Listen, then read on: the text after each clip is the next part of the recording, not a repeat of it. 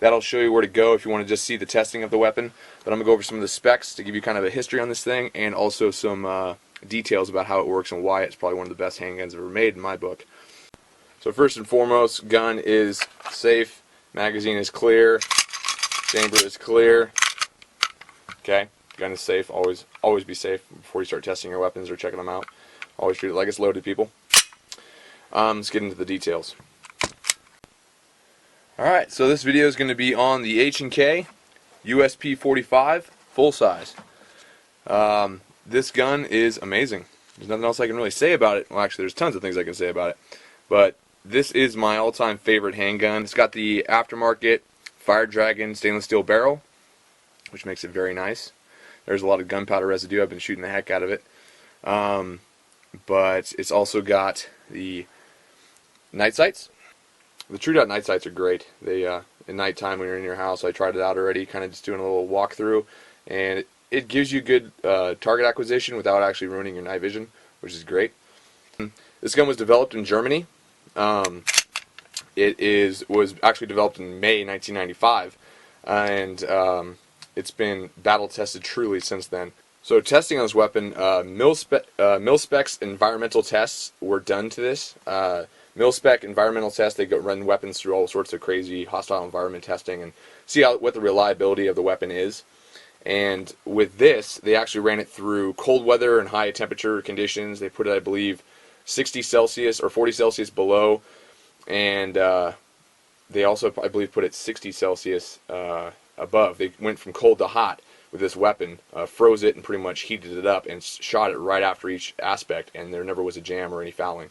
They had plenty of reliability with it in cold and hot temperatures. They also did underwater shooting with this weapon, has no fails. It pretty much pushes rounds out no matter what. Of course, underwater you're not going to get a lot of penetration to anything, so why shoot it underwater? Bullets usually only go around 5 feet, or they fragment, one or the other. It also was shot in mud. They filled it with mud and put mud in the internal components, and it still shot fine. They also did salt spray testing, so they sprayed it down with salt water and also put salt water inside the internal components, and it didn't rust, didn't foul, didn't jam. In one of the tests they did in the mil-spec environmental test, they actually purposely lodged a bullet.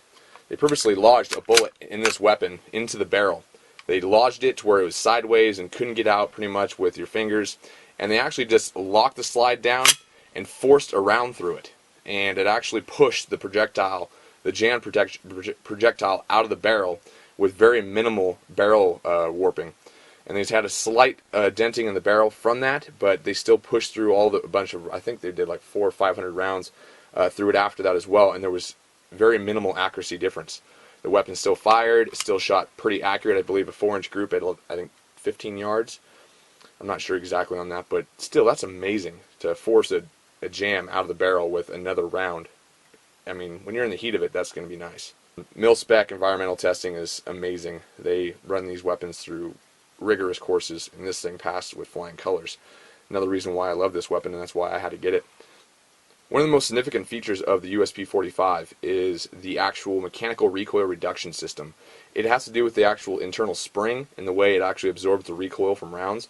So you have a lot less muzzle travel when you're shooting, and also a lot less abrasion on the actual internal components of the weapon, and also the shooter's accuracy, and also wear and tear on the wrists when you're shooting a 45 ACP. They've done studies, and it shows that the actual recoil reduction system actually cuts down the recoil by 30%. So what that does, not only does it help with accuracy and muzzle travel, but also the fact that it's going to cut down on the internal wear of the weapon. That's what makes it so reliable.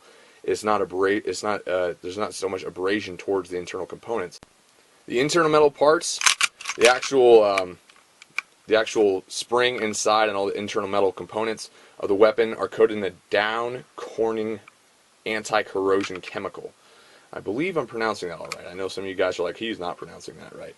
Well, you know what? I don't care. That's what it looks like to me, and that's what I'm going to pronounce it.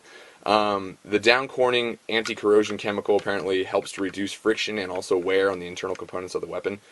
The steel side itself, all outside exterior metals or exterior steels on this weapon are pretty much hostile environment corrosive resistant. It is coated in nitrate finish, prevents it from rusting or getting any corrosion on it. and makes it great for in the rain or underwater or in salty environments or dusty environments or any type of environment that would be actually corroding your weapon. So it is coated in that nitrate finish, and it makes it really nice for hostile environments. Another great feature of this, one of the many that I've been talking about, is the fact that you can carry this thing in single action mode, which is also known as cocked and locked. So you can cock it back into single action and still lock it and be fine. Most weapons, you cannot lock a weapon when it's in single action. You actually have to decock it and then lock it and then carry it that way. But when you are like law enforcement or military and you want to be able to be ready at any moment, you can carry this thing cocked and locked and be completely fine. And so when you're ready to draw it down, all you got to do is just pretty much unlock it and you're good to go. The upwards for safety, and it's also got a downward decocker. So it's in single action here. You don't have to release by holding onto the trigger and downward releasing the actual hammer. You can pull it back. If it's there and you're cocked and locked, you want to decock it. Decocking lever puts a spring or puts a metal rod in front of the actual firing pin, prevents it from going off. Very, very handy. Makes it a lot easier. You don't have to worry about blowing your thumb off if you're not really good at doing that. Another great feature about this weapon is a lot of you guys who shoot a lot, you know what I'm talking about. When you are releasing your mag, say you're doing a contest or competition and you're doing actual tactical mag reloading, you're not trying to actually catch it and pull it out slowly, you're actually trying to get this thing out of there. When you're dropping mags, this is an unloaded magazine and it just shoots out. I mean, there is no resistance to it whatsoever, which makes it great, especially if you're in the heat of it. You don't want to have to be dealing with a stuck mag. If you're trying to put in a new magazine, I mean, this thing just shoots out. And when it's fully loaded, it's like a rocket. So it gets out of there quick and you can actually jam another magazine in there and not have to worry. The actual magazine, when it's engaged to the weapon, if you have a round chambered and you release the mag to reload and say you don't have time to reload and you got to crank off that last round, you can still fire the weapon with the magazine out, which is great because and that is due because of the lack of magazine lockout features. Most weapons have a magazine lockout feature inside the internal components that don't allow you to pull the trigger or fire the round that's chambered once you release the mag. This one you can. So if you are in between mag exchanges and you're actually having to fire that last round, you can crank one off with the magazine out and then reload. So it's got the molded polymer frame, so it's lightweight and very durable. It's actually a pretty slim design for how big of a gun this is. I got really big hands, and this gun fits me perfectly. You'll see it some other videos in other people's hands. It makes their hands look like midgets. I'm 6'3", 220, and this gun is like meant for my hands. I love it. I'm a left-handed shooter. I do like the gigantic slide release. It's really easy with my index finger to release the slide. Action on this weapon is very smooth. There is no resistance whatsoever. I mean, you could move this thing around with just your fingertips.